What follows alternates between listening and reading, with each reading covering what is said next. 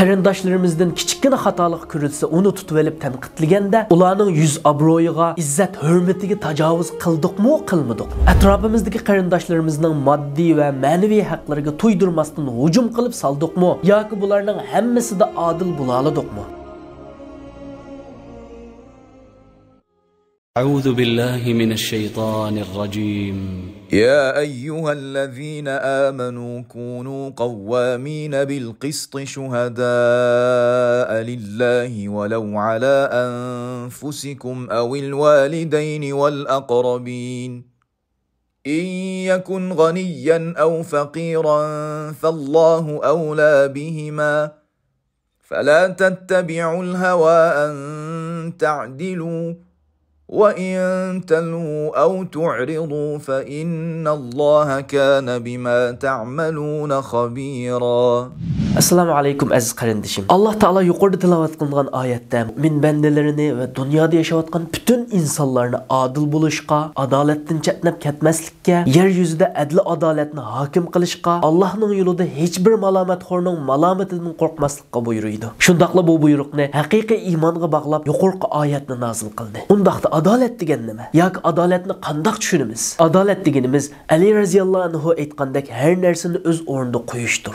Ya'ni har narsani Allah buyurgan o'rniga qo'yish, Allah buyurgan shaklda ijro qilish va har narsaga o'z haqqini kam ziyoda qilmasdan to'liq berish deganlikdir. Shuning uchun islomdagi adolat islomning butun ta'limotlari va shar'iy ahkomlari atrofida aylanadigan markaziy o'qidir. Bu o'qdan qayib ketgan kishi islomdan qayib ketib, adolatning qarshisi bo'lgan zulmga kirib qoladi. Zulmga kirib qolgan kishi zolim bo'ladi. Zolimning oxiratdagi o'rni bo'lsa jahannamdir. Alloh taolo islom ummatining butun insoniyatga yetakchilik qilish salohiyatini yetildirish uchun bu ummatni adl adolatli bo'lishga chaqirdi. Shu adolat orqali dunyoda huzur va tinchlik borliqqa keladiganligini, adolat bo'lmaydigan hech yerda huzur va tinchlik bo'lmaydiganligini ko'rsatib berdi. Shundaqli bu ummatning insoniyatni yaxshilikqa yetaklashi, to'g'riga yetaklashi, qiyomat kuni ular ustidan guvohchi bo'lishi uchun Alloh taolo bu ummatning adolatlik tarbiyalanish ishiga alohida ko'ngil bo'ldi. Va yana Alloh taolaning vahiy nozil qilishi, kitoblarni tushirishi, payg'ambarlarni avatishining asosli maqsadlaridan biri adolatni barpo qilish ekanligi Qur'oni Karimda alohida tilga olinadi. Bu haqda Alloh taolo laqad arsalna rusulana bil bayyinati va anzalna ma'ahumul kitaba wal mizan liyaquma an-nasu bil qist. Biz haqiqatan payg'ambarlarimizni ro'shan mo'jizalar bilan avatdik va ular bilan billa insonlarni adolatni barpo qilsin deb kitobni, qonunni tushirdik deydi. Ibn Qayyum rahimahulloh bu haqda bundoq degan: Allohning payg'ambarlarni avatish va kitoblarni nozil qilishdagi maqsadlarining biri dunyoda adolatni barpo qilishdir. Alloh taolo adolatning yo'llarini bir turgula cheklab qo'ymadi. Adolat qaysi yo'l bilan o'tirg'i chiqsa, uning taqozosi bilan hukm qilish vojibdir deydi. Ibn Qayyum rahimahulloh yana bundoq degan: Shariat adolat va rahmatdir. Adolatdan zulmga, haqdan nohaqchilikqa, rahmatdan shafqatsizlikka chatnab ketgan har qanday narsa ta'vil qilish orqali shariatga kirgizilgan taqdirda u hargiz shariatdan hisoblanmaydi degan. Demak, adolatning o'rni dinimizda mana shundoq yuksakdir.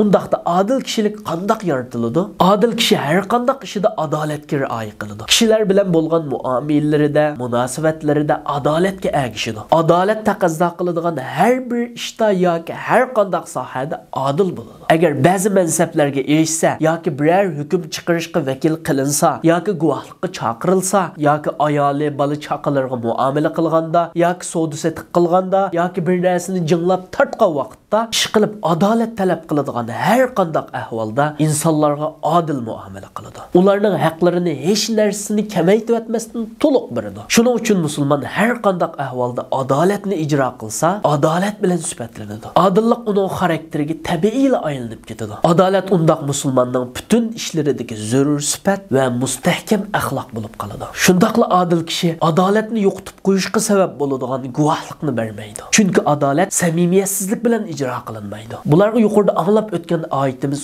ochiq dalildir. Ya'ni sizlarning guvohliginglar faqat Allohning roziligi uchun bo'lishi, biror kishiga bo'lgan e'tibor yoki xususiy manfaat yoki Allohdan boshqa birining xushalligiga ko'zda tutilmasligi kerak ekanligi bayon qilinadi. Demak, Allohning roziligi maqsad qilingan guvohliklar to'g'ri va adil guvohlikdir. Shu sababdan Alloh taolo mayli o'zinglarning yoki ota-onanglarning yoki urug' tuqqanlarning ziyniga guvohlik berishga to'g'ri kelsa-mu, yoki guvohlik berilguchi boy bo'lsa uning boyligiga qaramasdan, yoki faqir bo'lsa uning hech ich og'irtib qolmasdan, yoki bir boshliq bo'lsa uning mazhabiga qaramasdan adil guvohlik beringlar. Nafs xohishinglarga ergishib haqiqatdan va adolatdan burilib ketmanglar deydi. Shuning uchun mu'min kishidan nohaqchilik va adolatsizlikka burilib ketmasdan haqiqat va adolatni turg'izish va uni ijro qilish talab qildi. Shundaqli guvohligidan Allohning roziligini ko'zlashi, havoyi havisi yoki bir kishining roziligi ko'zlanmasligi talab qildi. Guvohligida Allohning roziligini ko'zlamagan kishi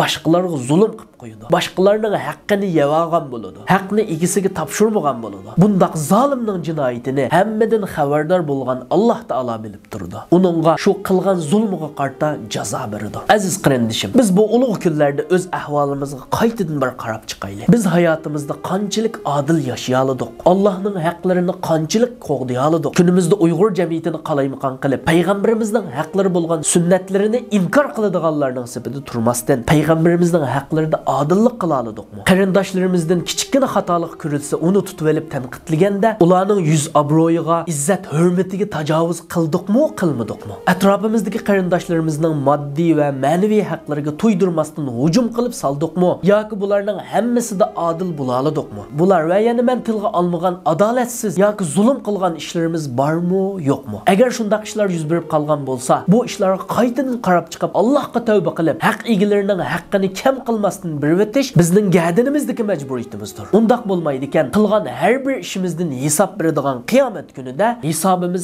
texmi qattiq bo'lib qoladi. Oyatda bayon qilingan adil mu'minlardan bo'lolmay qolamiz. Oxirida ulug' Allohdan hammamizni adil bo'lishga, adolat ichida yashashga, hamma tarafning haq-huquqlariga rioya qiladigan adolatli oila, adolatli jamiyat, adolatli davlat qurishga nisb qilishini so'rayman.